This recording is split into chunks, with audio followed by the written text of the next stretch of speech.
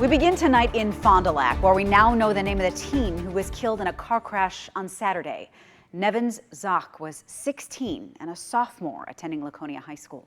He was pronounced dead at the scene of the crash, which involved two other 16-year-olds as well.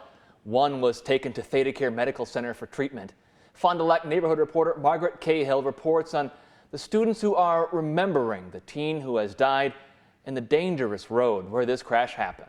Members of the Fond du Lac community have been bringing flowers, crosses, and other mementos to the site of Saturday's crash on Gulf Road in the town of Tachita.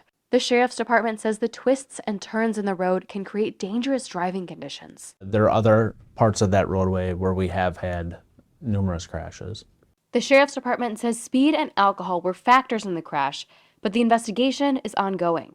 This is the area's second fatal crash of 2023. It's not a good start to our year. But Sergeant Ryan Zitlow says the average number of fatal crashes in the county has been declining since 2005. Our fatal crashes have declined in the recent years. There was a time years ago that that Fond du Lac County had an average of above 30 fatal crashes a year.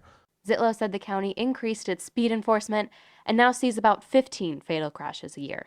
We're doing good as our patrol is becoming very proactive in speed enforcement. As we see, speed becomes our number one factor in a lot of these crashes. During the weekend, Fond du Lac High School offered counseling for students. Grief brings up a lot of different experiences in folks, from whatever their lived experience has been. And I just want to make sure that we were there to support our kids, and the community organizations were there to support our kids. The school was closed Monday for a staff records and workday, but as students returned on Tuesday, the district says it continues to support and offer one-on-one counseling for students. The high schools, I think the most important thing right now for us is to be empathetic and be understanding, as well as be flexible with what our students need at this point. In Fond du Lac, I'm Margaret Cahill, NBC.